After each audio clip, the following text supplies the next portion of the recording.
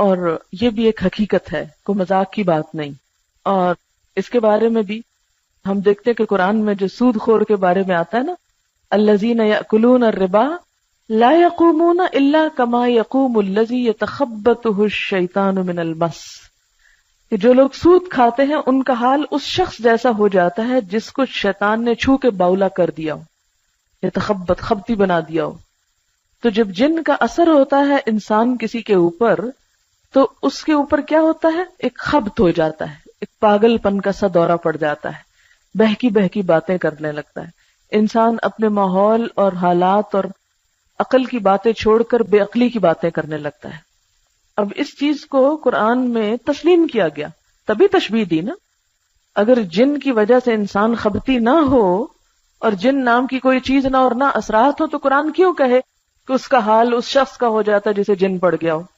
تو اس سے پتہ چلتا ہے کہ بعض اوقات جنات انسانوں کے اوپر کنٹرول کرنا چاہتے ہیں، ان کے اوپر حاوی ہو جاتے ہیں، حائل ہو جاتے ہیں. اور ویسے بھی نبی صلی اللہ علیہ وسلم نے فرمایا ہے کہ شیطان انسان کے جسم میں خون کی طرح دوڑ رہا ہے، آتا ہے جاتا ہے، گھومتا ہے پھرتا ہے اور دل تک پہنچتا ہے، وسوسے ڈالتا ہے، پھر بھاگ نکلتا ہے. امام احمد بن حنبل کے صاحبزادے عبداللہ کہتے ہیں، میں نے اپنے والد سے کہا کچھ لوگ کہتے ہیں کہ جن آسیب زدہ کے جسم میں داخل نہیں ہوتا. والد نے جواب دیا، بیٹا یہ لوگ جھوٹ کہتے ہیں، سچ یہ ہے کہ جن ہی انسان کی زبان سے بات کرتا ہے.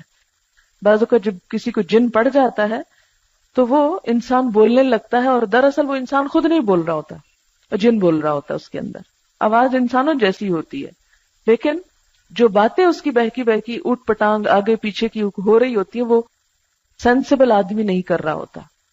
اور اس چیز سے ڈرنا نہیں چاہیے، نہ گھبرانا چاہیے.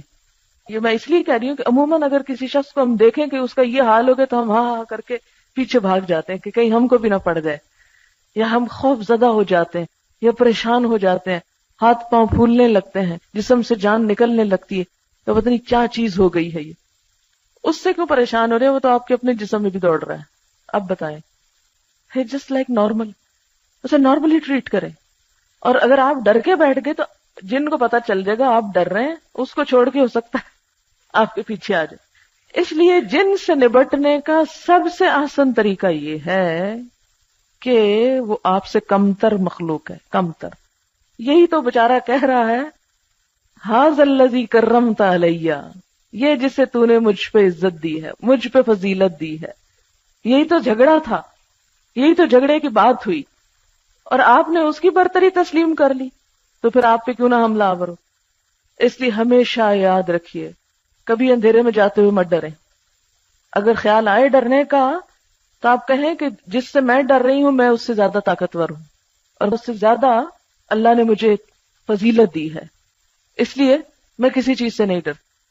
اور جب آپ یہ کہیں گے تو آپ دیکھیں گے آپ کے اندر ایک ایسی قوت آئے گی جو واقعی آپ کا ڈر نکال دے گی. میرے والد اپنا ایک قصہ سناتے ہیں کہ وہ جب پڑھنے جایا کرتے تھے بچپن میں تو ان کو صبح کے وقت بہت ارلی دور جانا ہوتا تھا، تو بہت ارلی اٹھتے تھے، یعنی اذانوں سے پہلے انہیں اپنا سفر شروع کرنا پڑتا. یہ انہوں نے خود مجھے اپنا واقعہ سنایا. جب ہم بچپن میں ڈرتے تھے نا کہ ہائی جن آ گیا اور جن نے یہ کر دیا، کہتے تھے ڈرنے کی ضرورت نہیں. دیکھو میں جب چھوٹا تھا نا تو جن سے اس طرح نبٹتا تھا، بعض اوقات میں جا رہا ہوتا تھا تو پیچھے نا مجھے اپنے کسی کے چلنے کی آواز آ رہی ہوتی تھی اور وہاں کوئی نہیں ہوتا تھا، اور پھر بعض اوقات آوازیں آنے لگتی تھی، ہمیں بھی ساتھ لے چلو، ہم نے جانا ہے، کبھی عورت کی آواز کبھی مرد کی آواز. تو میں نیچے سے ایک پتھر اٹھا کے اور پیچھے پلٹ کے کہتا تھا چلے جاؤ یہاں سے، اور پھر ختم ہو جاتا تھا، کچھ بھی نہیں ہوتا تھا. اگر انسان اگلے دن آنا چھوڑ دے یا ڈر کے بیٹھ جائے یا ادھر ہی بے ہوش ہو کے گر جائے تو ظاہر ان کی تو موج ہو گئی، جو وہ کرنا چاہتے تھے آپ نے کروا دیا ان سے.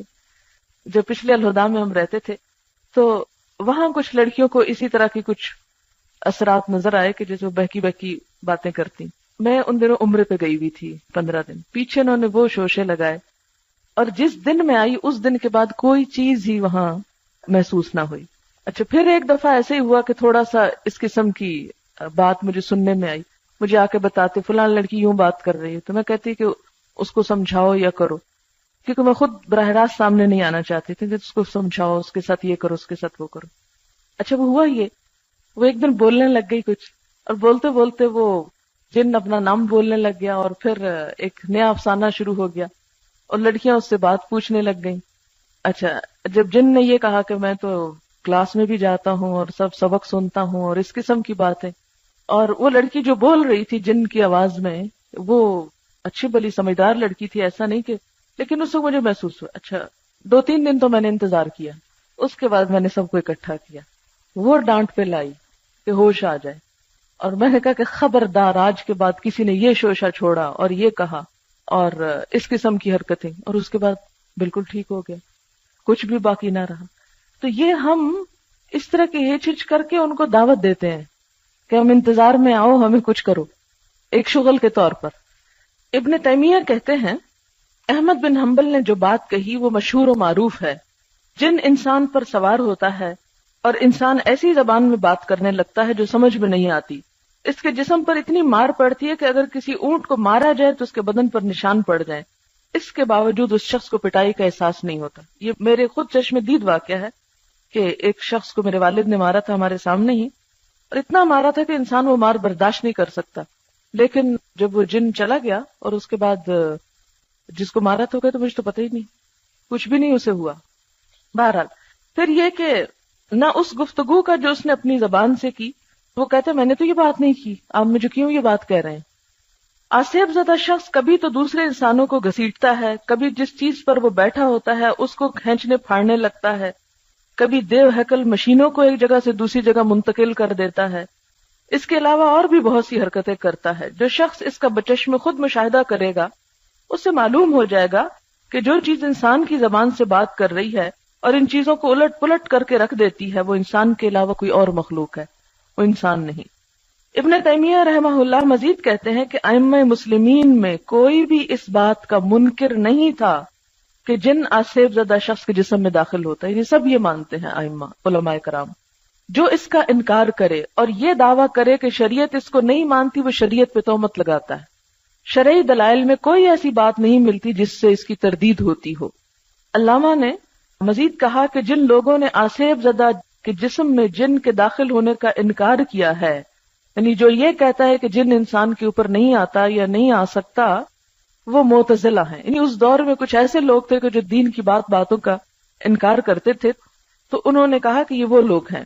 پھر اسی طرح یہ ہے کہ یہ پانی پہ اپنا تخت بچھاتا ہے، وہاں سے اپنے فوجی دستے روانہ کرتا ہے لوگوں کے پاس بہکانے کے لیے، اور اس کے نزدیک سب سے معزز وہ ہوتا ہے جو سب سے بڑا فتنہ گر ہو. اور خصوصی طور پر شیطان اس اپنے کارندے کو سب سے زیادہ چاہتا ہے جو شوہر اور بیوی کے درمیان جھگڑا پیدا کر کے آئے.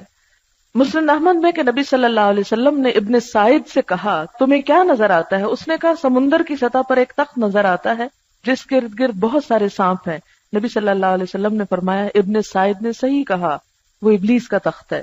پھر اسی طرح یہ ہے کہ جنات کی جناتی فوجیں ہوتی ہیں، اور جیسے کہ اللہ تعالیٰ قرآن پاک میں فرماتے ہیں الم تر انا ارسلنا الشیاطین علی الکافرین، جو کافروں کے اوپر مسلط ہوتی ہے تعزهم عزا، جو انہیں حق کی مخالفت پہ خوب اکساتے ہیں. پھر اسی طرح یہ ہے کہ ہر انسان کے ساتھ ایک ہمزاد شیطان ہوتا ہے، جیسے ایک فرشتہ ہوتا ہے نا جو اسے کبھی نہیں چھوڑتا. صحیح مسلم میں حضرت عائشہ رضی اللہ تعالی عنہا کی حدیث ہے، وہ کہتی ہیں کہ ایک رات نبی صلی اللہ علیہ وسلم میرے پاس سے نکلے، مجھے غیرت آئی اور میں بھی پیچھے نکل گئی. آپ واپس ہوئے اور میری سانس پھولنے کی کیفیت دیکھی تو فرمایا کیا تم کو غیرت آ گئی تھی؟ میں نے کہا بھلا مجھ جیسا آپ جیسے پر کیوں نہ غیرت کرے گا؟ آپ نے فرمایا کیا تمہارے پاس تمہارا شیطان آ گیا تھا؟ میں نے کہا اے اللہ کے رسول کیا میرے ساتھ شیطان ہے؟ آپ نے فرمایا ہاں. میں نے کہا کیا ہر انسان کے ساتھ شیطان ہے؟ آپ نے فرمایا ہاں. میں نے کہا آپ کے ساتھ بھی؟ آپ نے فرمایا ہاں، لیکن میرے رب نے اس کے مقابلے میں میری مدد کی ہے اور وہ میرے تابع ہے، یعنی وہ مجھے کچھ نہیں کر سکتا.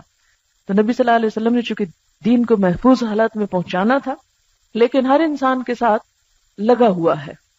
اور اس میں یہ بات بھی آتی ہے کہ جب ایک انسان اپنے گھر سے نکلتا ہے اور اس وقت وہ دعا پڑھتا ہے بسم اللہ توکلت علی اللہ لا حول ولا قوت الا باللہ، تو کیا ہوتا ہے؟ ایک فرشتہ کہتا ہے ہدیتا و کفیتا و بقیتا، تو ہدایت پا گیا، تو بچا لیا گیا اور تو کافی کیا گیا، یعنی اللہ تجھ کو کافی ہو گیا، اب تمہیں شیطان نقصان نہیں دے سکتا. یعنی جس راستے پہ تم نکلو گے خیر اور بھلائی کا ہوگا.